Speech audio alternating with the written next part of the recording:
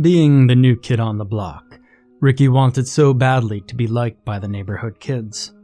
So he paid no heed to their snickering when they told him to fetch the kickball that had bounced over a neighbor's fence. He hadn't yet heard any of the stories of the creepy old man that had been traumatizing children for decades. He hopped the fence, spotted the ball, and rushed over to grab it. With his task half completed, he triumphantly headed back towards his new friends. And that was when a tall, willowy wisp of a man came around the side of the house with a garden hose. They stood there staring at one another like some standoff in an old western. In this scenario, Ricky was the young, still wet behind the ears cowpoke twirling his pistols around like they were toys. The elderly man was the wizened old sheriff that wouldn't hesitate to shoot down anybody that thought they could waltz into his town and cause a ruckus. Before the boy could pull his pistols, so to speak, the old man squeezed the trigger and blasted him in the crotch. He laughed wildly and blasted him in the face for good measure. The damp little boy just stood there in shock with water dripping from his face and shorts. And the old man dropped the hose and gave Ricky an annoyed look before leaning forward and uttering a quiet, raspy-voiced, "Boo." Ricky booked it for the fence and frantically scrambled over. He landed on the other side and ran as fast as he could. A moment later, the kickball he had forgotten in his panic to escape bounced off the back of his head. He spun around to see the creepy old man towering over the fence. The crooked grin on his wrinkled old face told Ricky that he wasn't done with him yet. Then, he yelled the line that made the boy's life a living hell for the next few weeks. "Hey, you brats! Stop pissing your pants in my yard." The kids called him Trickle Rickle after that. For the next month, the little boy wrestled for control of his emotions. The neighborhood kids were brutal with their name-calling, but the mean old man down the street affected him tenfold simply by sitting on his porch day in and day out, glaring out into the neighborhood. Every time Ricky pedaled past the wicked old man's house, that grit-worn face would turn toward him and stare with eyes like two burning coals. The solution to both of his problems came to him one day while he was blowing up balloons for his sister's birthday party. That Sunday, he gathered all the kids of the neighborhood together. Amongst all the snickering and whispering utterances of Trickle Rickle, he handed out water balloons. Like a scene from Braveheart, he admonished their enemy and called them all to arms with a rallying cry. "Mr. Withers must die." The old man nearly swallowed his black and mild cigar when more than a dozen kids rushed his yard and began slinging water grenades at him. He stood up in protest, but that only made him an easier target. He angrily swung his cane and shouted profanities until he was completely soaked from head to foot, except for a little area on the small of his back that somehow managed to stay dry. The barrage finally ended and the kids scattered with yips of laughter echoing throughout the neighborhood. Ricky hid in a bush across the street and watched the whole battle unfold. With a few dollars from his piggy bank and a bike ride to the store, he had engineered the first step in his campaign to end Mr. Withers' reign of terror. He thought for sure the old grump would tuck his tail between his legs and stagger inside. But the stubborn old coot just sat back down, lit another cigar, and acted as if nothing had happened. Nobody called him Trickle Rickle after that. Many more maneuvers were planned and executed on May Street that summer, with Ricky directing them all. Mrs. Talmadge, who unfortunately lived next door to the old man, was baffled as to how the neighborhood kids managed to afford the dozens of plastic pink flamingo lawn ornaments they decorated his yard with. But it was definitely her favorite prank of the summer. Covering his front porch with plastic wrap and filling the makeshift pen with toads was a thing of genius that gave the mailman the chuckles for a week. Many of the residents secretly enjoyed the perfectly harmless and inventive pranks that plagued the neighborhood grump. Eventually, the parents of the neighborhood stepped in and called a ceasefire, but they certainly took their time doing so. Some of them had suffered at the hands of Mr. Withers when they were kids as well. That's right, the bitter old man had spent decades honing his special brand of mean. Punishments were dished out and every child involved was ushered up Mr. Withers' front steps and made to apologize. It physically hurt Ricky deep in his guts to apologize. What bothered him the most was that the old fogey didn't even remember him. He was just one of the many faceless kids the guy had harassed over the years. The old grump sat there soaking it all up with a look of superiority stamped on his face. The lesson Ricky learned that day wasn't the intended one. From that point on, he plotted an act alone, except on Halloween. A few dog turds strategically placed by his mailbox never gave the old man a whiff of any impropriety on the part of any neighborhood kids. A pail of salt water periodically dumped in his garden in the middle of the night only made him scratch his head in frustration with that year's wimpy squash yield. The number 9 on the front of the house that kept falling off and altering his address was just one of the many nuisances that had cropped up since he unknowingly made an enemy of the little boy down the street. Mr. Withers' actual name was Gerald P. Kramer, but the name kids had given him too long ago to remember fit him like a glove. His thin, withering white hair waved in the breeze, looking as if it would pull free from his scalp at any moment and go in search of all the strands that had escaped years before.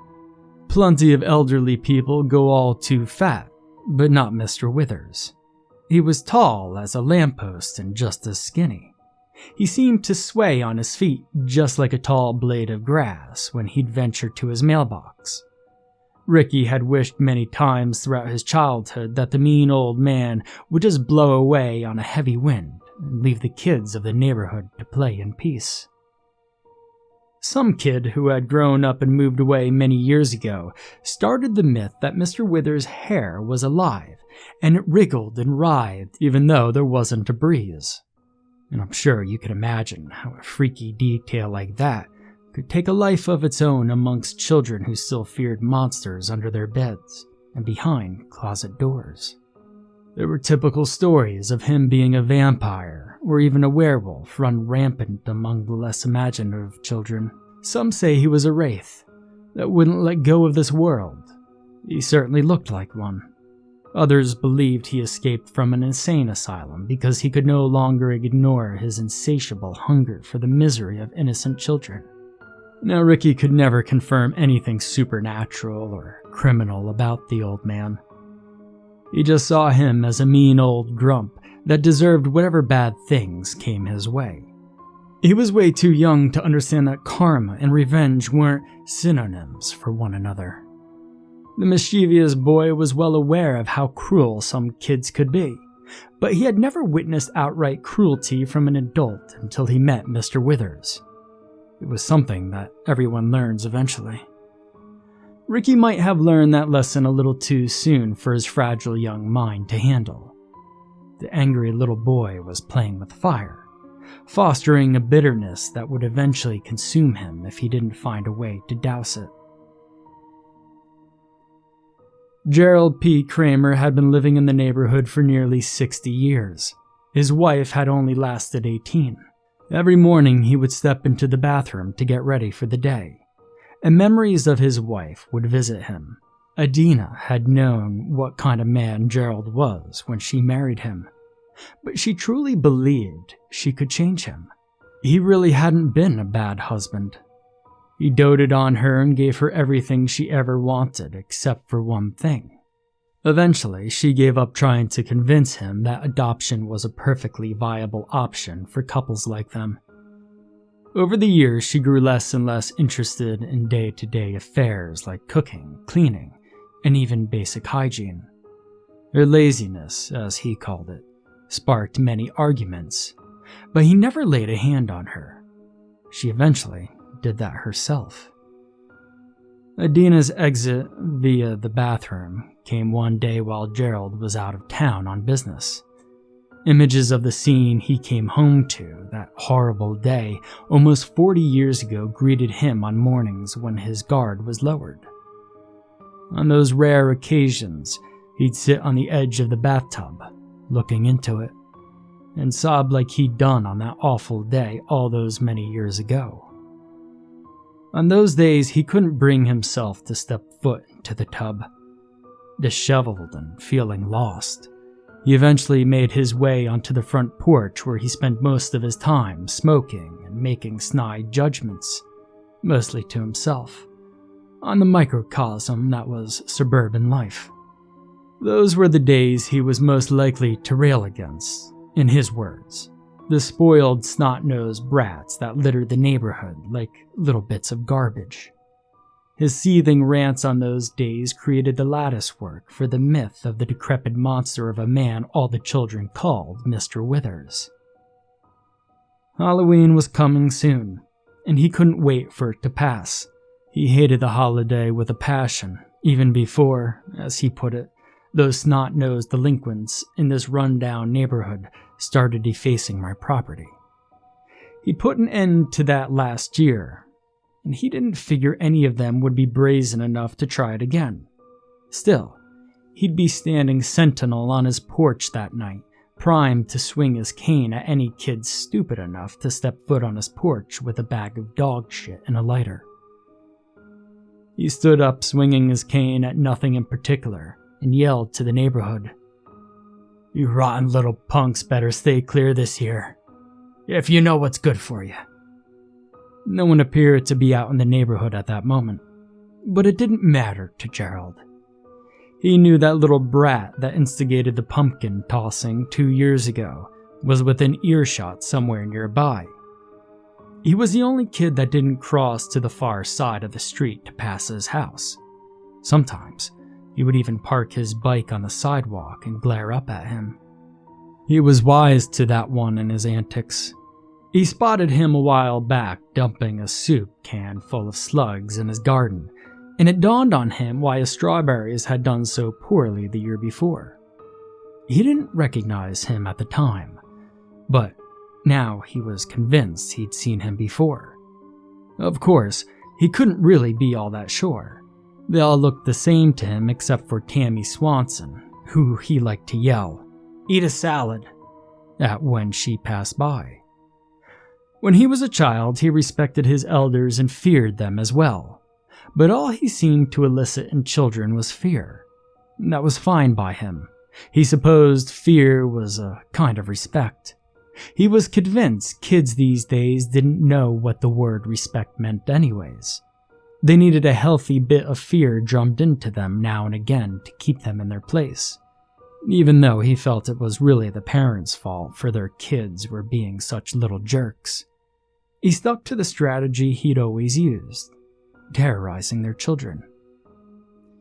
"Idiot kids nearly burned my house down with all those damn orange projectiles. Useless vegetable, the pumpkin." You'd think they would have the thought to put out the candles in them before they went tossing them into my bushes. It's a sad world we live in when parents are too busy trying to be best buddies instead of teaching their kids proper behavior.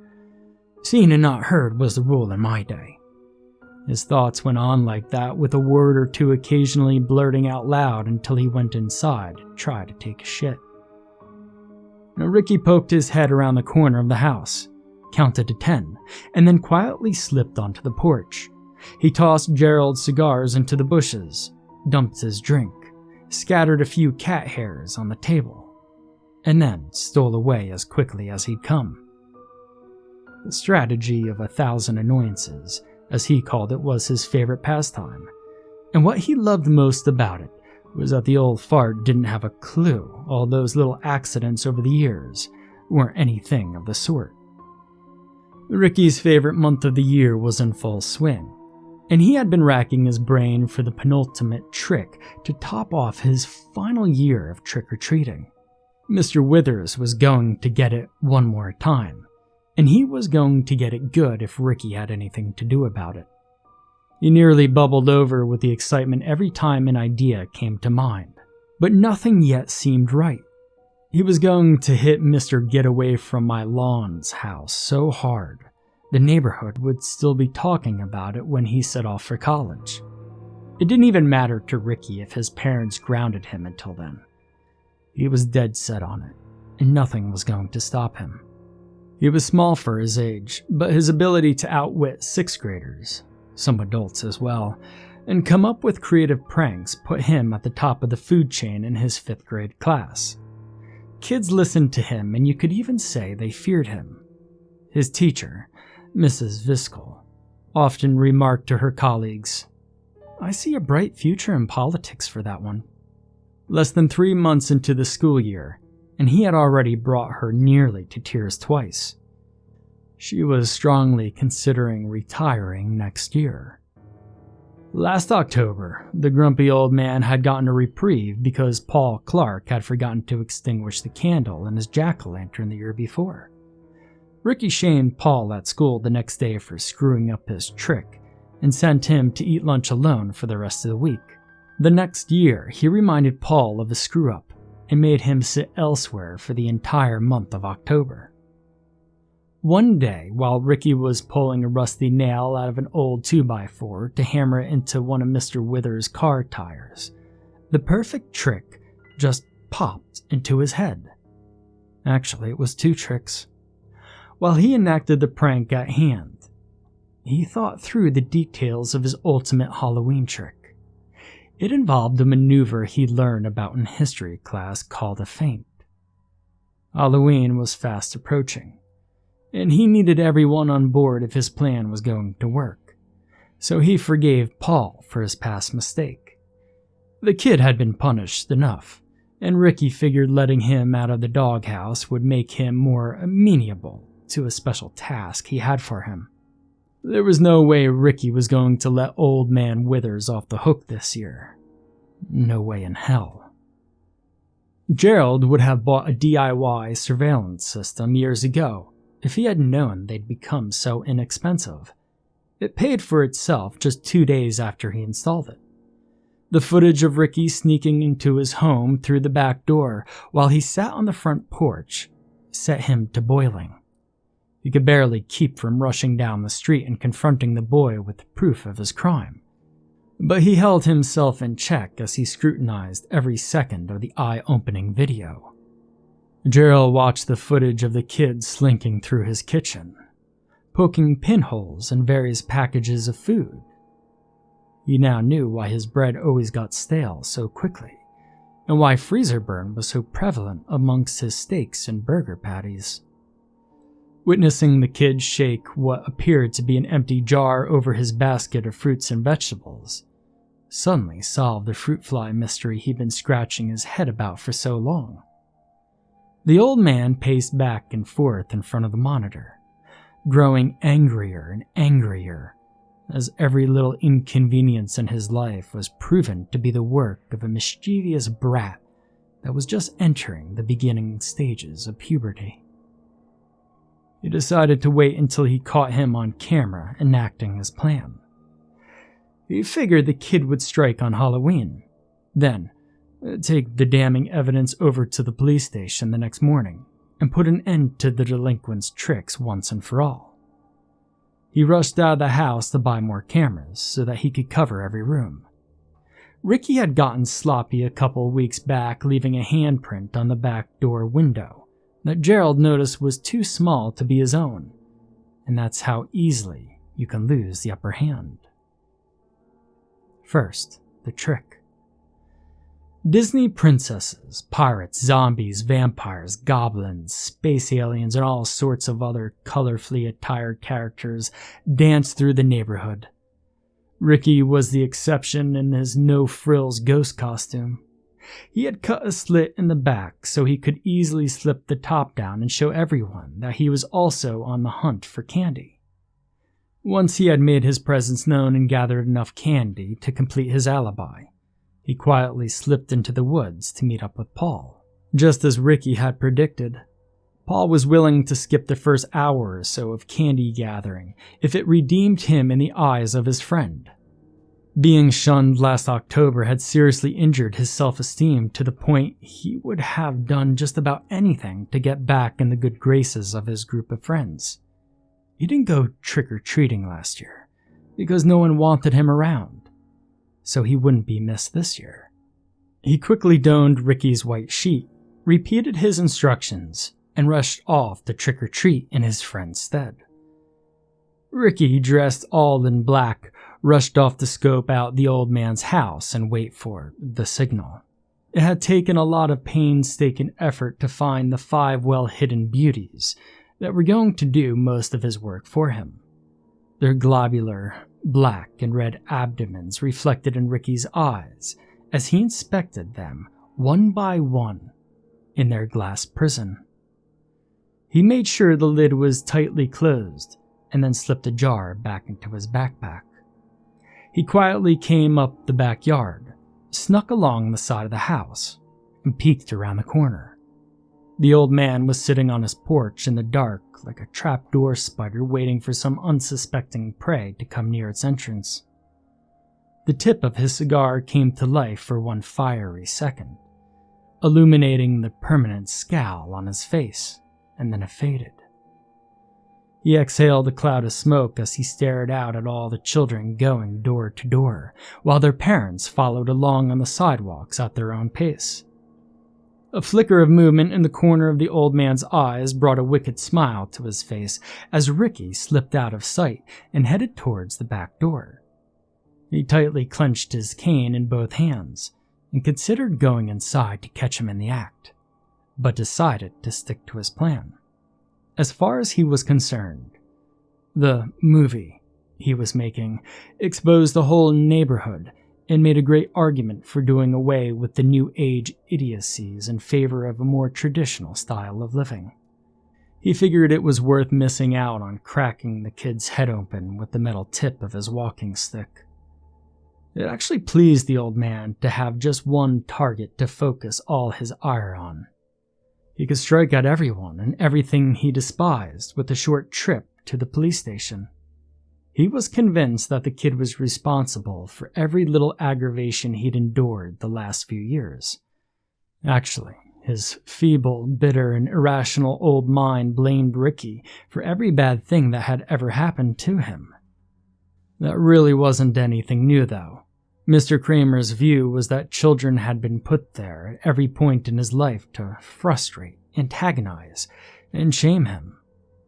He now had what he hoped was a way to quell all the unquiet ghosts in his head.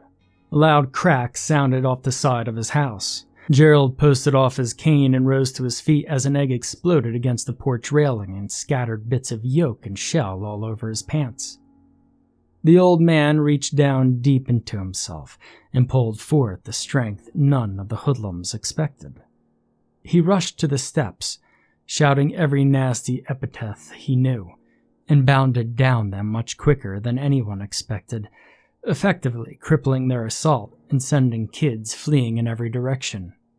Ricky had told them they'd have nearly a minute for their strike from the sidewalk, because it took a little over 2 minutes for the feeble old man to get to and from his mailbox.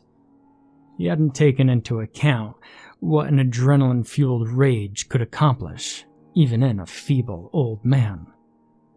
The kid that was supposed to climb the side rail of the porch and lock the front door chickened out and ran. Ricky's assault plan was floundering. He was so sure it would go off without a hitch that he hadn't accustomed for a shorter amount of time to accomplish his secret task inside. Mr. Withers looked 10 times more frightened than Tammy Swanson had ever seen him look before. The enraged Mr. Withers was on her before she could do more than turn to run. His cane took her behind the knee, and then quickly cracked across the ass as she toppled to her knees. He raised his cane up as high as he could to bring it down on her ass again, but his left leg buckled underneath him. He managed to stay upright, but the chubby preteen had crawled to the sidewalk and gotten to her feet by the time he steadied himself. She crouched there, dangling in her mummy bandages, looking as pathetic as a cow caught in a barbed wire fence. Wiping tears from her eyes, she looked at the tip of his cane as he brought it down on one of her bandages that lay at his feet. He relinquished the bit of her costume just as she grabbed it and yanked as hard as she could. She went head over heels backwards and toppled onto the tree lawn. Mr. Withers covered the distance between them and came to a stop before her just as she rose to her hands and knees. She began to bawl out her eyes as his shadow completely engulfed her shivering form. Later, she would convince herself it was just her imagination messing with her head, but at that moment, his shadow cast over her seemed darker than her room at bedtime. She had given up all pretense of getting away. The old man snorted like a pig and delivered a line she would repeat to her shrink years later. "Back to your wallow, little piggy." He continued to snort and squeal as he turned and hobbled back to his porch, leaning heavily on his cane. All the rage-fueled strength had drained out of him, and he was just an old man again.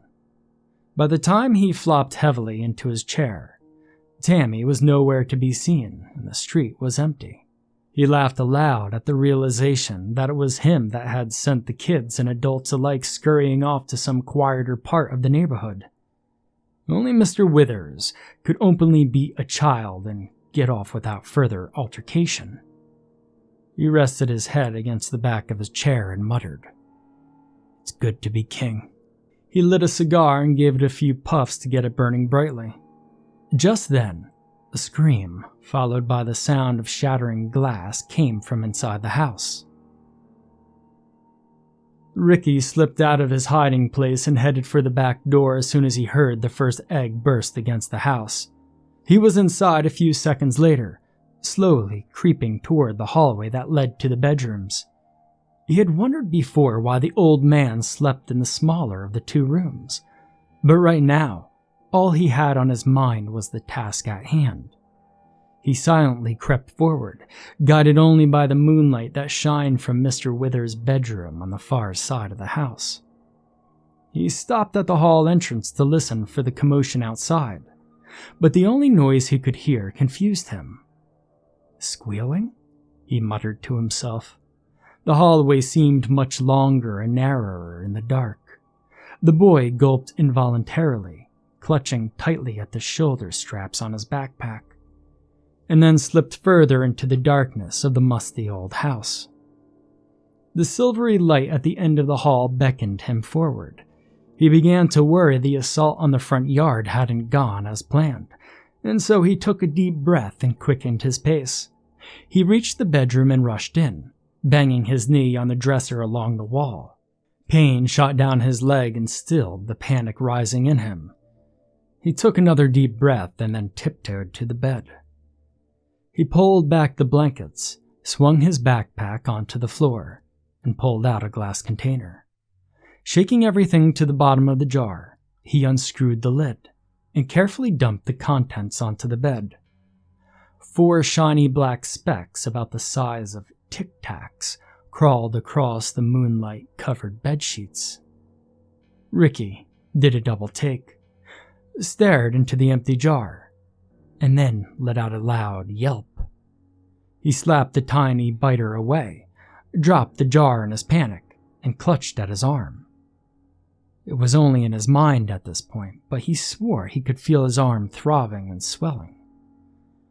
Unbeknownst to the poisoned boy, the spider was on his finger, clinging tightly as her kind are wont to do. She sank her venomous fangs into his flesh once again. His voice cracked as he screamed out even louder than before. Ricky felt 3 more pinprick sensations on his hand and wrist, and he danced spasmodically around the room before the spider dropped to the floor and disappeared beneath the dresser. The frightened boy instantly understood the parables he'd heard all of his life that warned against seeking revenge.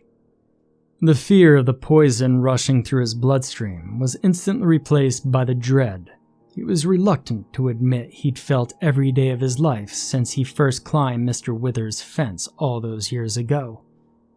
He slowly turned to the doorway, and there stood his greatest enemy. Ricky burst into tears and began to blubber incoherently at the tired old man. He professed between sobs that he was sorry for everything he had ever done to him and promised to make it up to him if he'd only drive him to the hospital. Mr. Withers just leveled his cane at Ricky's chest and poked him hard. The boy stumbled backwards a few feet and was met with another poke that pushed him back further. Suddenly, he no longer had the moon to see by. Then, the closet door slammed into him and he fell to the floor. He leaped to his feet again and began to bang on the door, when instead he should have reached for the doorknob. The realization came too late to do him any good, though. Mr. Withers slid a chair against the door and snugged it under the doorknob. "I've got you now, you little turd. Every step you took in my home has been caught on camera. Be sure to put my name on the visitors list so I can visit you in juvie." Ricky backed away from the door and felt something small and thin bounce off of his head. He heard the sound of glass crunching under Mr. Withers' feet, and a few seconds later, a long sliver of yellowish light showed under the door. Instantly, he reached up and tugged on the string dangling from the ceiling. The light fixture clicked, but brought forth no light. He frantically tugged on it a few more times with the same lack of results. He dropped down and pressed his face to the floor, but the door was too low to see under. Mr. Withers saw his blankets were pulled back on his bed. That observation, combined with the broken glass scattered all over the floor, gave him an inkling of what he'd figured the boy was doing in his room. "You're quite the mischievous entomologist, aren't you? Slugs in my bed, or..." He instantly recalled the flea infestation he had a couple of years ago. "Why, you little..." Ricky heard a loud crack, followed by shattering glass. "Oh, look what you made me do now. My wife loved that mirror. I guess they can add vandalism to the charges. That's it, I'm calling the police." The boy heard more glass crunching underneath. Suddenly, the old man's voice seemed strained and weaker than before. "Oh, Vay, it's Mir. Not now, Adina. Please, not yet. I'm not ready to." A loud crash cut off any further words he might have had spoken. The old hardwood floor shook slightly underneath Ricky in concert with the loud noise. He pressed his ear to the door and listened for any hints as to what was going on in the room. What he could only interpret as incoherent whispering, paired with erratic thumping, raised goosebumps on his arms. A sudden loud gasp, like someone breaking the surface after being underwater for nearly too long, shattered the strange reverberating hisses and foreign-sounding curses resonating through the room. Ricky slammed his head against the doorframe and then retreated deeper into the closet. He sat there for several seconds on the very edge of hysteria, enveloped in darkness and paralyzed with a dread he had never felt in his life. Then a low, choppy groan broke through the silence.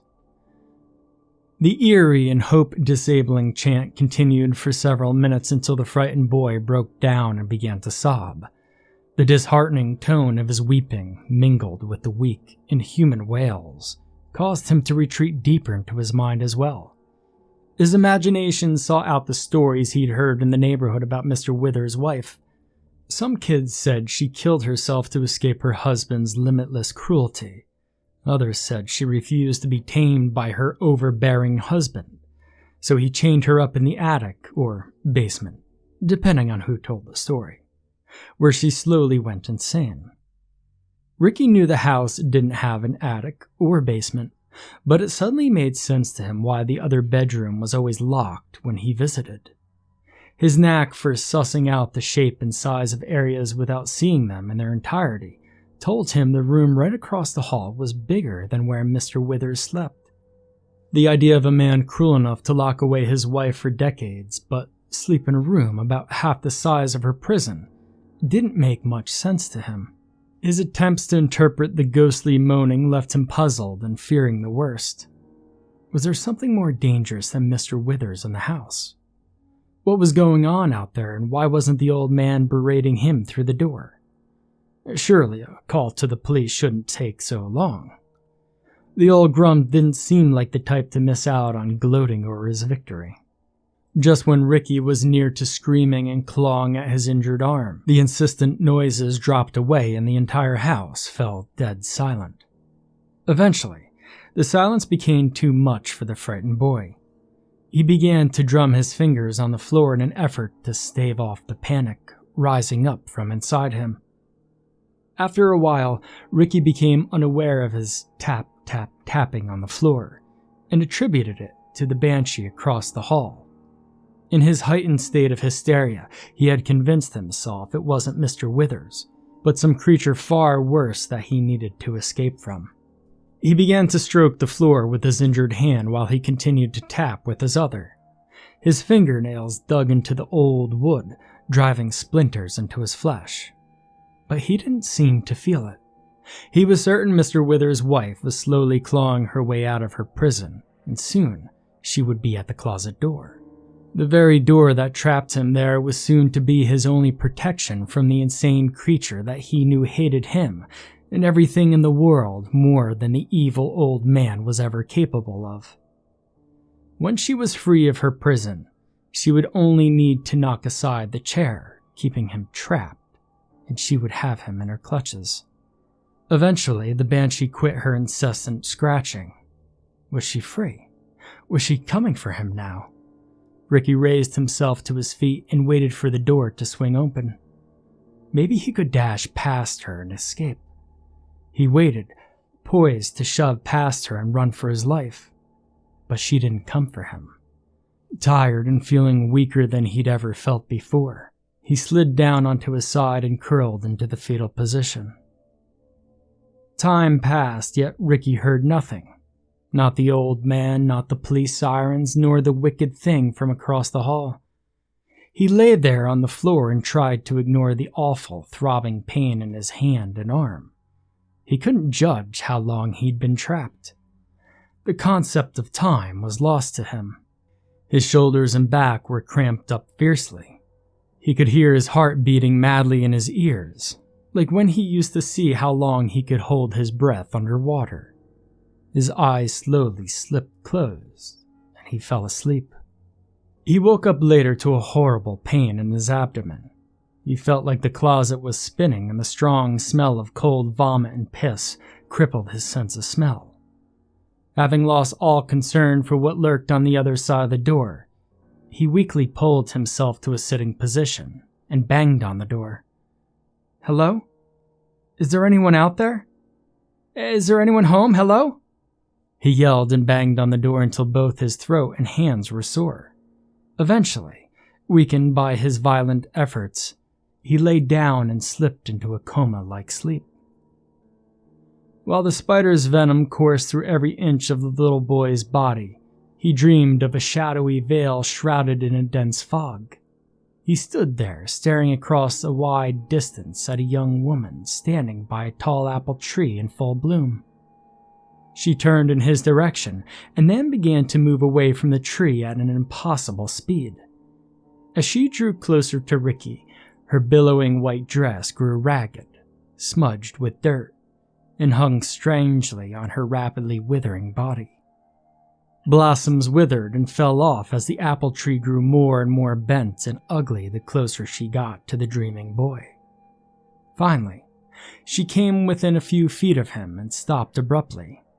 She seemed to float there before him in decayed, yellowed rags, her legs below the knee shrouded in a thick, crawling mist. She gazed at him with a sad, resolute look on her beautiful face, untouched by time. Her bony shoulders and hips showed through the tissue-thin fabric draped loosely on her shriveled, pale form. Her skin was dry, cracked, and yellowed like her wedding dress.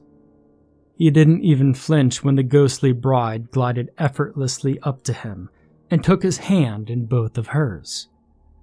She looked deep into his eyes, and with a voice like his mother's, she whispered, "You have to say trick or treat, or they won't give you any candy. Now, knock firmly and don't hesitate when the door opens." Ricky burst from his dream and pulled himself up to his knees. He began to slam his forearms against the door with every bit of force he could muster. He slowly raised himself off the ground as he pounded at the door until he felt something give way.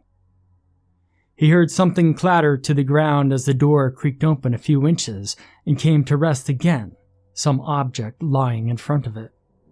He shoved the door open, knocking the chair to the side, stumbled to his knees, and came face to face with Mr. Withers. The wicked old man laid stiffly in the doorway leading to the hall with his arms stretched out to the either side of his motionless body. His wide-open eyes stared right at Ricky. The boy struggled to his feet and managed to stagger diagonally, grabbing hold of the dresser to steady himself. Mr. Withers' fear-stricken face looked past him then, gazing into the darkness of the closet. Ricky rubbed his light-sensitive eyes. The sun shined through the window and doused the entire room in its glorious rays. Ricky pushed off the dresser and staggered to the window. He didn't have it in himself to step past Mr. Withers. He flipped the latches on the window. But little did he know the old man had painted the window shut many years before. He pulled and yanked at it to no avail. Sapped every bit of strength he had left. He sat down on the bed and rolled onto his back. Ricky's left foot hung down and slightly rocked back and forth amongst the hastily constructed spider's web under the bed. He didn't even notice when the disturbed spider bit him on his ankle as he fell asleep once again. Between the end of the mattress and the headboard rested the beginnings of another tangled web.